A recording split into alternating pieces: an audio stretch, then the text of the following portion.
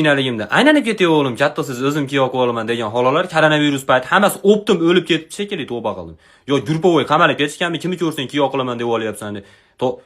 Yaqinda bittasini ko'rdim. Voy katta bola bo'lib qolsa, ayzam rosa kelin istayotgandir deydi. Istayotdi endi siz erkak ishini qilmaganingizdan keyin. Beriverdi bittasi jentrada keldi bir pasda. O'qiydi ekansa, voy o'qiydi ekan, aslin uchun beryapti deb jentra bahana. Qayerda o'qishini surishtirganingiz ham yo'q. U Redditga shunoslikda o'qiydimi, cho'chqalar filologiyasida o'qiydimi, so'raganingiz ham yo'q. Eng qizig'i O'zbekistonda kim uylansa, Reels qo'yishga majburman deb o'ylaydi o'zini. Menga ko'rinadigan qilib video qo'yish kerak. Uylandim mana, ertalabda choy damlab kelyapti mana.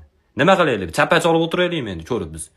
Shularga nima deb kommentariy yozsam, ko'yniga tegaman ekan, nima deb kommentariy yozsam shu ko'yni g'asol uxlashidan oldin nima yozsam dedikin deb o'ylanib yotadigan kommentariy bormi? Yana bo'ydoqlar uylaninglar harakat qiladi. Ha, niyat qilib kelibmizmi biz tog' o'tib ketaylik deb. Harakat qilyapmiz-ku.